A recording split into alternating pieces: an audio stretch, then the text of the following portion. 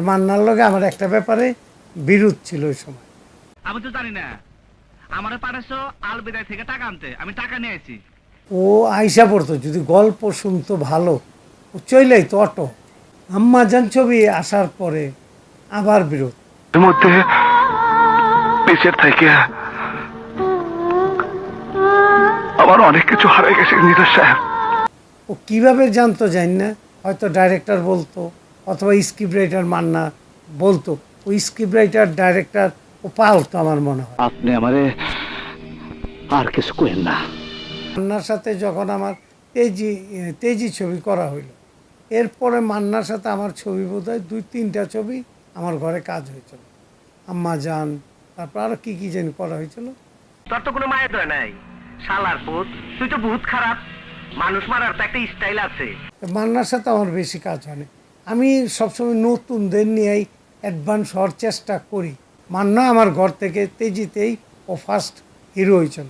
তারপর গিলুর নাট বল্টু টাইট হয়ে গেলে তো আমগো জিন্দেগিও সাফা হয়ে যাব। মান্নার সাথে আসলে মান্না খুব ছবি বেশি ধরতো। ও আইসা পড়তো, যদি গল্প শুনতো ভালো, ও চইলাই তো অটো। ও কিভাবে জানতো জানি না, হয়তো ডাইরেক্টর বলতো অথবা স্ক্রিপ্ট রাইটার মান্না বলতো। ওই স্ক্রিপ্ট রাইটার ডাইরেক্টর ও পালতো আমার মনে হয়। ও যে হিন্দু না মুসলমান সেটা তো বুঝলাম না, কাপড় খুলে দেখি। ও ওইভাবে খোঁজ খবর নিত যে ছবির গল্পটা কেমন।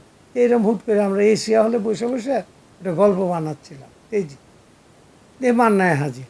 মান্নার আসার কথা না, আর মান্নার লগে আমার একটা ব্যাপারে বিরোধ ছিল ওই সময়। আরে শালা, তোর হইলো মদের গুড়াও। মান্না হুট করে আইলো, কয় দোস্ত আয় বললাম। কী কারণে?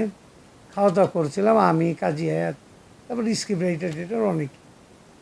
মান্নাও খাচ্ছিল বসে বসে, পরে কয় দোস্ত এই ছবিটা আমার রাখ। একদম দিমু একটা শালা আজিজ পরে বস্তায় বই রে। আমি কই আমি তো বলতে পারি না, কাজী হাত কাকে নিব, কাজী হাতে বল। এই তো কাজী হাতে ধরলো যে এই ছবিতে করার কাজ করলো, কাজে এই মান্না আমার লোকে আসলো। এরপরে মান্নার সাথে আমার বাইরের, আমার নিজের প্রায় 20 থেকে 25টা ছবির কাজ করা হয়। তুই কিন্তু বহুত বড় জায়গায় হাত দিছস বাদশাহ। আম্মাজান ছবি আসার পরে আবার বিরোধ। ও হঠাৎ করেই বলে, আসলো রাত 10টায়, 10টা 9:30 10টার দিকে ঢুকলো। মেকআপ নিতে 11টা, চমকুঠির এই ধানমন্ডি বিল্ডিংটা ভাঙ্গা ফেলবে। মান্নার আমি বললাম যে এই বিল্ডিংটা ভাঙবে, তোর কাজটা শেষ করে যেতে হবে, হয়তো 1-2 ঘন্টা বেশি লাগতে পারে।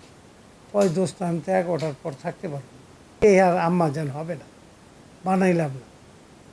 পরে মান্না প্রায় 1-2 মাস পর আইসা আবার সরি টরি বইলা আবার ঢুকলো।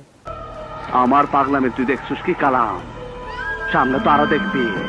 আয় আমি বললাম যে না, ছবিটা আগুন দা পোড়ায় দিতে বলছি, ওই নেগেটিভ আমার ঘরে নেই। ওটা খায়েত ভাই জানে যে কোথায় আছে, তবে ওইটা আমার হাতে নেগেটিভ নাই। ওই ছবি পোড়ায় দিচ্ছি, চলে গেছে।